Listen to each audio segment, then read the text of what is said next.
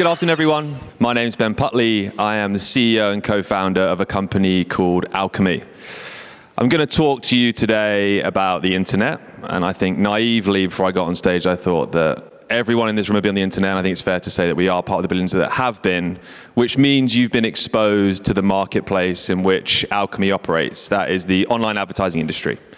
So we are a digital marketplace that facilitates the buying and selling of ads in real time on websites, on apps, on connected TVs. Now, if you have been on the internet, you've been exposed to this, but you perhaps aren't familiar with the complexities or the way in which these ads are bought and sold. Now, it is very similar to eBay. So if you've sold something on eBay, if you've ever sold a pair of trainers or a bag or a toothbrush, whatever it is, it works very similarly to that. So you have an item, people bid on that item, the highest bidder wins. And that happens in real time, every single time a website is loaded. It has an important job. Now, you might not think that. I'm just another ad guy that's talking to you about selling stuff. But actually, the online advertising industry has a very important role, which is keeping the internet free. The internet is only free because it's ad-funded. And what you may have noticed recently is that it's creaking at the seams a little bit. There's a lot of paywalls that you might see. You have to pay to access certain types of content. There are hundreds of annoying ads on websites. There's annoying cookie notices that drop in, and you wonder what data you've made available to what parties. And that's because the centralized systems that support it are pretty inefficient. And they're inefficient for a reason. You may have seen that Google has been in court recently for creating a monopoly on a $600 billion market. So the amount of money spent every year, this year in particular, will be $600 billion. By 2028, it will be just over $1 trillion. So it's not small potatoes. This is a very large global marketplace that exists every day, every single time you load an ad. But as I was saying, it doesn't work particularly well. At the moment, intermediaries take fees of up to 40 to 80%. So if you are Nike and you want to put an ad on CNN, 40 to 80% of your dollar is lost. So you don't have the spending power, and if you're CNN, you're not getting the money that you should do to fund content, to fund journalism online. The reason that happens is because the marketplace is largely totally opaque. There's been a number of studies that have said that only 5% of ad transactions are financially transparent from buyer through to seller.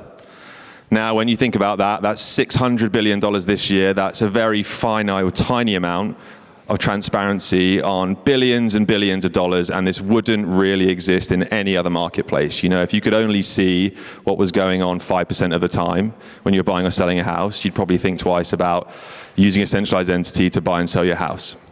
So that's why 3.5 years ago, myself and my two co-founders started Alkimi. I've worked in ad tech for the last 15 years, so I innately understand the issues. I know thousands of people that have these issues, and discovered blockchain, discovered crypto, and was kind of struck by this urge to use that to solve the problems that exist in an industry that gave me my career.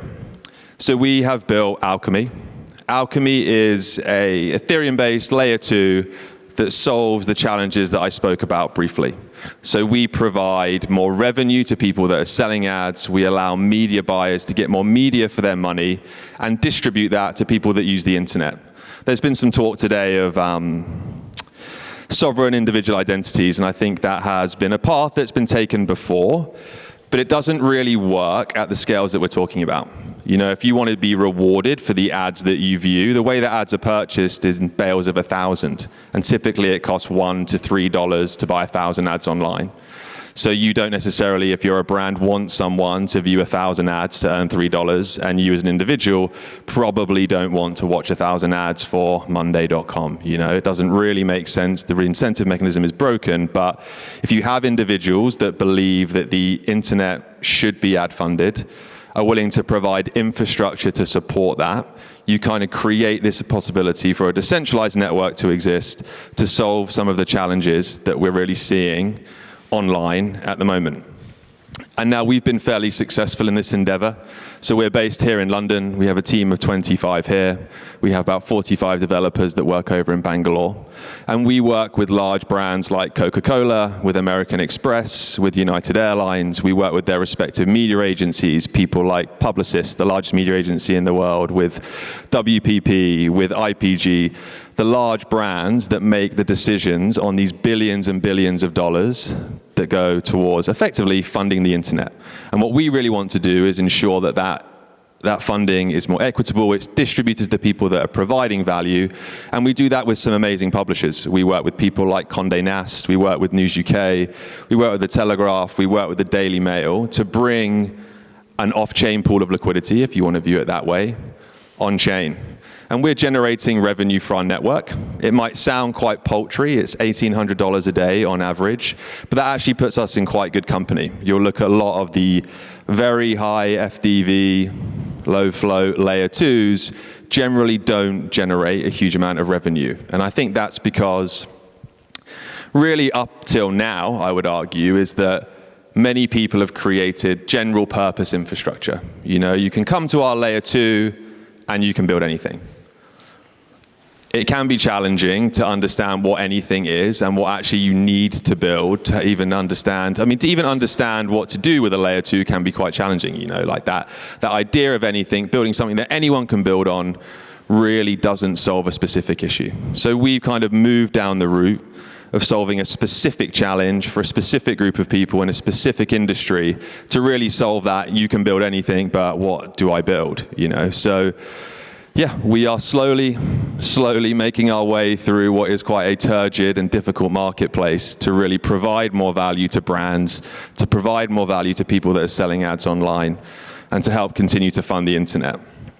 And now, why now, I suppose? Like, what's the point? Why would you bother doing this? I think that if you even look this year, the amount of adoption that we're seeing in general in blockchain is quite astronomical. I mean, I've been in blockchain now for 6 or 7 years, not that that really matters, but it was very difficult to even access blockchain at the very beginning, and now you can buy it from a fund provider. You know, if you look at the adoption of technology, the internet was adopted pretty quickly.